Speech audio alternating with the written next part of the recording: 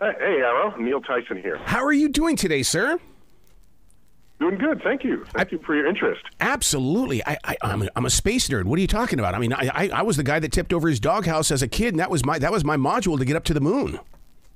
Oh, did you make it? I did. And you know what the funniest thing about it is that the moon to me was the horse manure pile over to, because it wasn't like normal soil. Well, the thing is, the moon, some people look up and wonder what it is. Some people look up and wonder what it is. Others look up and say, I want to go there. Yeah. And we are the species, we are members of a species where some people are not content with Earth or their backyard. And they got to travel. They've got to explore. And you know that's deep in our DNA because the origin of our species in Africa, people started walking. And they walked north into Europe and then Asia and across, and then across the Bering Strait into North America. So we're some traveling folk. And now that Earth was charted, what do you go next? And we go to the moon and beyond. And so the book it tracks the fits and starts of our effort to ascend Earth's surface and reach where only our dreams had previously taken us. Are you inspired by the fact that we're now in the southern regions of the moon? Because, I mean, it's like, why haven't we gone there before? But now they say there's something there that we've been missing. Yeah, so I'm glad to welcome India, right? There's the fourth country to have the ability to do this. And I'd like to see a future where 100 countries can do it, or every country can do it. It is our collective backyard. It's the backyard of our species. It's not the backyard of any one country. You can't draw borders in space. It doesn't work. And Arthur C. Clarke observed that a spaceship moving through the vacuum of space, if you held up a flag, it would hang limp because there's no air for it to furl within. So maybe that's an indication that space travel is not a place for countries to fly flags. It's just a place for humans to explore. So I think it's a good sign. And yeah, we're going back to the moon. Part of me is saying we feel spooked by China because China says we're going back to the moon. Right. It's a kind of a new high ground. Because if we were really interested in the moon, we would have stayed there in 1972, but we didn't. We would have gone back in 1980. We didn't. 1990, 2000, 2010. We didn't. China's economy grows and builds, and the technology powerhouse, and they say they're going to the moon, and we say, we're going back too. So it feels very reactive to me rather than proactive, but fine. If that's what it took, I'll take it. Yeah. And it's the continuing journey to ascend from Earth and make our presence known elsewhere, not only in our backyard, but in the universe. But see, we need writers like you when it comes to, and researchers like you, and with this book, To Infinity and Beyond, I would have never known about the colorful aqua ball on Uranus. It's like, what? If I didn't have this, I wouldn't know. Yeah, until you're 8 years old, you're allowed to say Uranus, yes. But there's a funny one where you say, well, do you have, like, asteroids on Uranus, right? There's no end to where that goes. But, yeah, in the book, there are these tidbits that you learn along the way. Here's a quick one. If you're from Earth, you're an Earthling.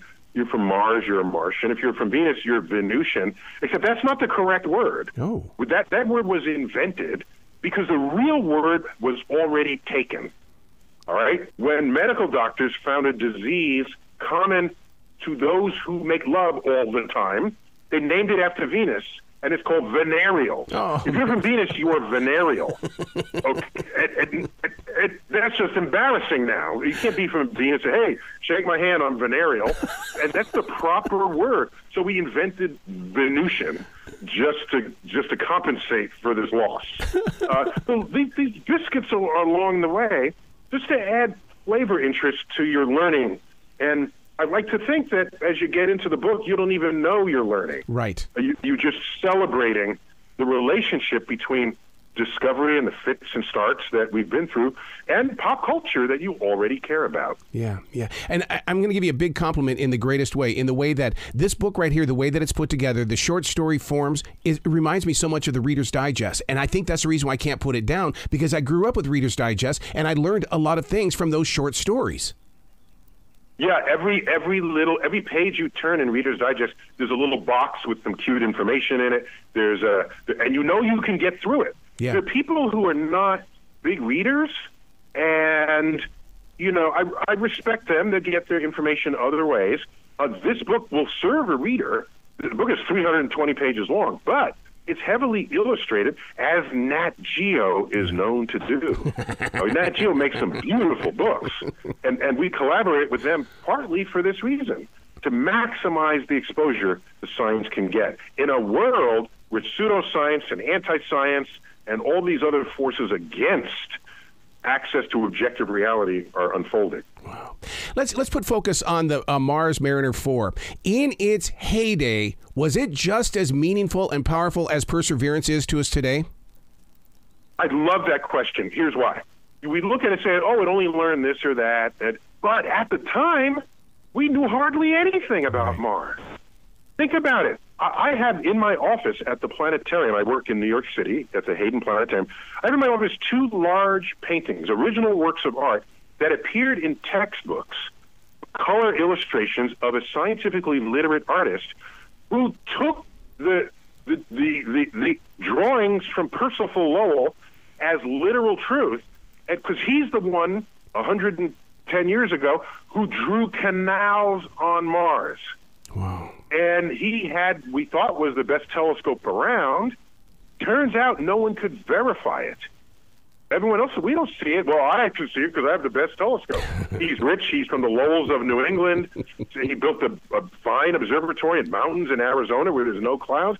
So it was hard to rebut him until we were able to. And one of them was not only better telescopes, but the Mariner, the earliest Mariner missions to Mars, got close-up photos, no canals. Wow. And the significance of this is a canal is artificial. Intelligent life makes canals. So when Lowell said there's canals on Mars, people said there must be Martians there digging them. And he imagined these canals connected the ice caps to cities, because maybe the cities were running out of water and Mars has ice caps. So they would they'd melt the water and flood. He developed a whole ecosystem for this. And here's something you might not know. But when he published his Mars and its Canals in 1895, 96, within a year, H.G. Wells published War of the Worlds. There you go. Mm-hmm. Because the idea that there was life on Mars was in the pop culture, and he exploited that. It's there's life on Mars, and they want to suck our brains out. Here's War of the Worlds. You got to come back to this show anytime in the future, Neil. You're a fun guy. I love the way that you research, and I love the way that you share what you're learning. Well, thank you. I'm just celebrating I help you as a conduit to the cosmos for whoever wants to pay attention. That's what I'll do. You be brilliant today, okay? We'll try, everybody.